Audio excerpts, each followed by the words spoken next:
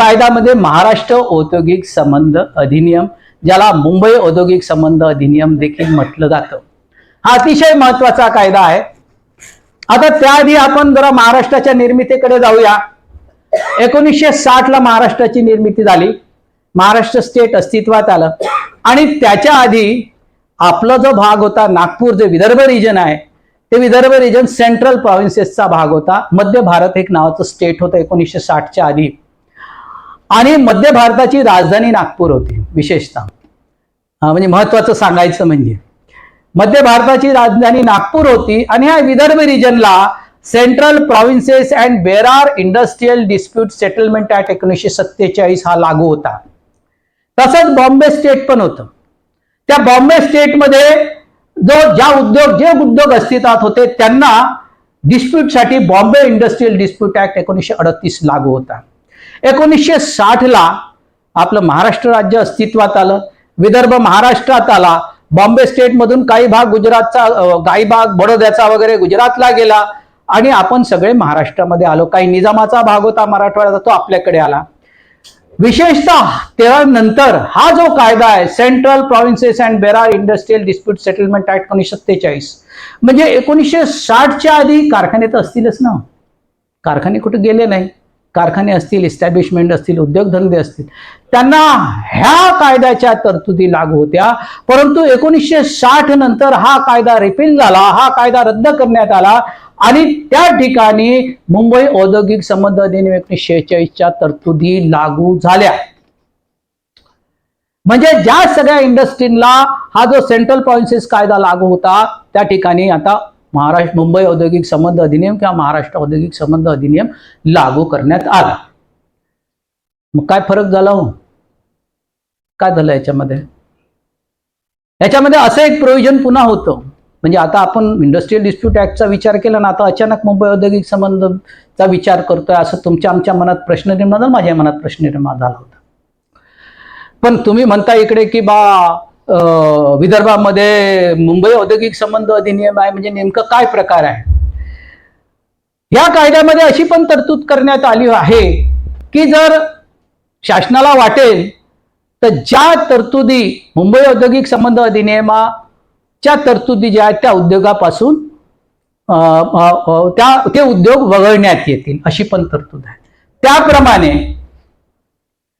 विदर्भातील 1972चे जे नोटिफिकेशन आहे, जे माझ्याकडे सोर्सेस आहे, त्याप्रमाणे 1972 ला 15 उद्योग वगळण्यात आले.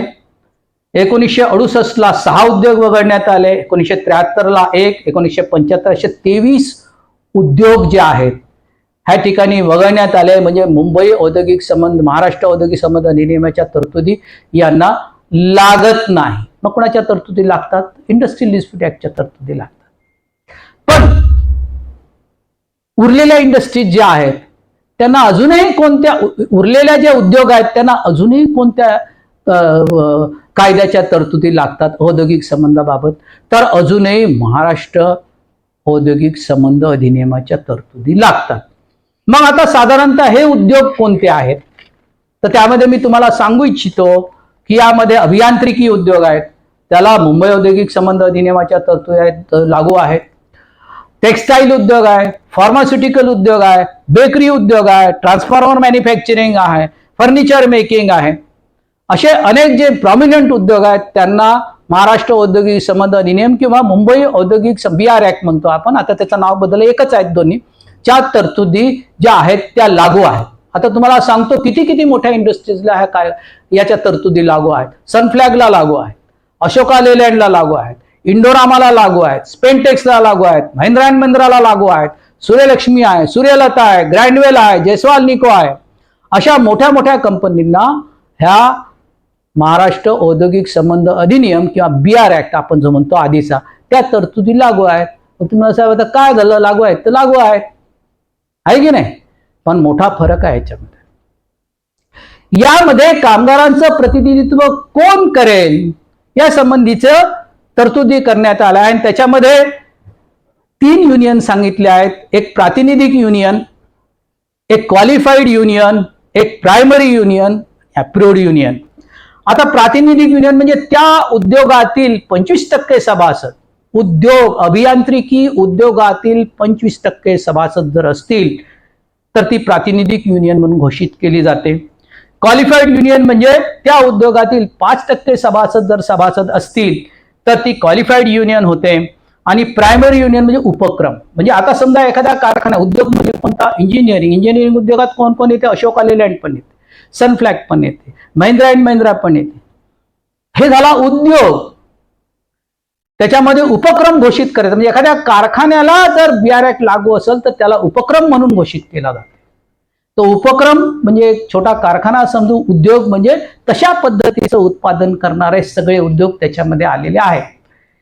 तर अशा उद्योगातील 25% सभासद असेल ती प्रातिनिधिक युनियन होते, 5% सभासद असतील तर क्वालिफाईड युनियन होते. आणि फक्त उपक्रमाचा जर विचार केला एखाद्या कारखान्याचा जो उपक्रम म्हणून घोषित झाला आहे त्या ठिकाणी जर असेल तर 15% कामगार पाहिजे तर ती प्रायमरी युनियन होते. पण या ठिकाणी assistant registrar of under BR act म्हणून एक पद आहे जे असिस्टंट कमिशनरला अधिसूचित करण्यात आले आहे. त्यांना हे अधिकार दिलेले आहेत उपक्रम घोषित करायचे आणि ह्या युनियनला डिक्लेअर करायचे. अप्रूव्ड युनियनचा पण एक त्या ठिकाणी संदर्भ आहे. ह्या सगळ्या ज्या युनियन आहेत ह्या युनियन अप्रूव्ड युनियन होतात, काही अटी आणि शर्ती त्यांनी पूर्ण केल्या असतील तर. आता समजा कुठलीच संघटना नसेल, आता तुम्ही बघा मोठे मोठे कारखाने आहेत याच्यामध्ये संघटना तयार करायची आहे अशा पद्धतीने केली पाहिजे. ती प्रोव्हाइडेड 10 खाली रजिस्टर्ड असायलाच पाहिजे, ते मिनिमम पूर्वअट आहे. आता असे नसतील संघटना तर मग काय, मग कामगारांची निवडणूक घेतली पाहिजे. 5 कामगारांची निवडणूक, याच्यामधून 1000 माणसं असतील, 2000 माणसं असतील, 5000 माणसं असतील.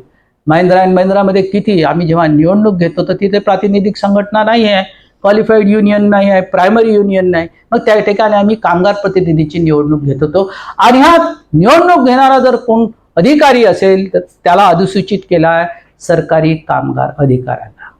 सरकारी कामगार अधिकाऱ्याला त्या कायद्यान्वये अधिसूचित करण्यात आलंय की तो निवडणूक अधिकारी म्हणून काम करेल. तर आपल्या असं लक्षात येईल, आम्ही जेव्हा एक डेटा काढला होता त्यावेळेसची गोष्ट आहे, जवळपास 1000 ते 1200 अभियांत्रिक उद्योग आहेत. जवळपास एक तुमचे फार्मास्युटिकल उद्योग 20 ते 25 ते 50 अशा मोठ्या प्रमाणात जे उद्योग आहेत त्यांना अजूनही मुंबई औद्योगिक संबंध अधिनियमाच्या BR ऍक्टच्या किंवा महाराष्ट्र औद्योगिक संबंध अधिनियमाच्या तरतुदी लागू होतात. आणि त्यांचे जनरल डिमांड जर रेज करायचे असतील, त्यांच्यासाठी फाईट करायचं असेल जनरली, तर तुम्हाला अशा पद्धतीनं त्यांचं प्रतिनिधित्व करणं भाग आहे. इतकं मोठं काम ह्या ठिकाणी ह्या कायद्यान्वये आपल्याला करता येऊ शकते. याच्यामध्ये पण तेच म्हटलेलं आहे किंवा याच्यामध्ये म्हटलं आहे बदलाची सूचना संघटना देऊ शकते किंवा 5 कामगार प्रतिनिधी देऊ शकतात. ती बदलाची सूचना फॉर्म N मध्ये दिली पाहिजे, 7 दिवसाची नोटीस द्यायची. आणि 7 दिवसात जर व्यवस्थापनाने सेटलमेंट केलं नाही तर पुन्हा 7 दिवसाच्या आत तो डिस्प्यूट जो आहे फॉर्म N मध्ये आमच्या कन्सिलेशन अधिकाऱ्याकडे म्हणजे असिस्टंट कमिशनरकडे तो रेज केला पाहिजे. आणि त्यानंतर दोघांचंही जे कन्सिलेशन होईल ते, किंवा 5 प्रतिनिधी असतील तेव्हा. पण त्याच्यामध्ये एक महत्वाची तरतूद आहे, जर 5 प्रतिनिधी असतील तर फॉर्म L आणि N मध्ये, L मध्ये डिमांड द्यायची आणि N मध्ये मध्यस्थी पत्र द्यायचं आणि त्यानंतर समर्थन पत्र वगैरे सगळ्या गोष्टी आल्या. पण त्या ठिकाणी जर अप्रूव्ह, त्या ठिकाणी ह्या जर संघटना कार्यरत असतील, प्रातिनिधिक युनियन कार्यरत असेल, क्वालिफाईड युनियन कार्यरत असेल आणि प्रायमरी युनियन कार्यरत असेल आणि त्यांच्यामध्ये बदलाची सूचना देऊन देखील जर सेटलमेंट होत नसेल तर फक्त कन्सेंट लेटर द्यायची जबाबदारी जी आहे ती कन्सिलेशन ऑफिसरकडे आहे. कन्सेंट लेटर दिलं, 2 ओळीचं पत्र दिलं की तो डायरेक्ट इंडस्ट्रियल कोर्टात जाऊ शकतो. म्हणजे कन्सिलिएशनची जी स्टेज आहे ती स्टेज डायरेक्ट तुम्ही इंडस्ट्रियल ज्युडिशियल अथॉरिटीकडे किंवा दोन्ही जर मान्य करते तर मग त्याच्यामध्ये तो एक भागाला 3ऱ्या माणसाकडे पण तो रेफर होऊ शकतो शासनाच्या रेफर झाल्यानंतर.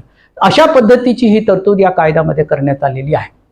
जर 5 कामगार, पण गंमत अशी आहे की आमचा जो लेबर ऑफिसर आहे तो सतत निवडणूक घेत राहतो, कारण सगळीकडे 5 कामगार प्रतिनिधी आहेत. त्याच्यामुळे सगळं कन्सिलेशनचं मॅटर जर त्यांचं सेटलमेंट झालं नाही की ती सरळ ते असिस्टंट कमिशनरकडे येतं आणि फेल्युअर रिपोर्ट जो आहे टर्म्स ऑफ रेफरन्स वगैरे करून तो शासनामार्फत मग तो आपल्या इंडस्ट्रियल कोर्टाकडे रेफर होतो।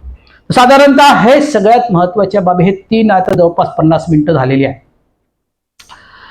म्हणजे तुमच्याकडे जर एखादा डिस्प्यूट आला, सगळ्यात महत्वाची गोष्ट ती सांगतो आहे, जर एखादा विवाद तुमच्याकडे आला, जनरल डिमांडचा असेल, कामावरून काढायचा असेल, तर तुम्हाला सगळ्यात पहिले हे पाहायचं आहे की त्या इंडस्ट्रीला, त्या उद्योगाला औद्योगिक विवाद अधिनियमाच्या तरतुदी लागू होतात की महाराष्ट्र औद्योगिक संबंध अधिनियमाच्या तरतुदी लागू होतात। ही बेसिक गोष्ट आणि अतिशय महत्वाची गोष्ट तुमच्या लक्षात आणून देतो, ॲटलिस्ट विदर्भामध्ये काम करताना। ह्या बेसिक गोष्टी तुम्ही लक्षात घ्या आणि ह्या दृष्टिकोनातून तुम्ही आपलं काम करा। हा शेवटचा मी कायदा इथे संपवतो आहे। अजून बरेचसे कायदे आहेत पण मी त्याला हात लावत नाही। हे 3 कायदे जे आहेत ह्या तुमच्या लेवलचे जे केंद्रीय पदाधिकारी आहेत त्यांनी त्या लक्षात घेतल्या पाहिजे ह्या सगळ्या गोष्टी।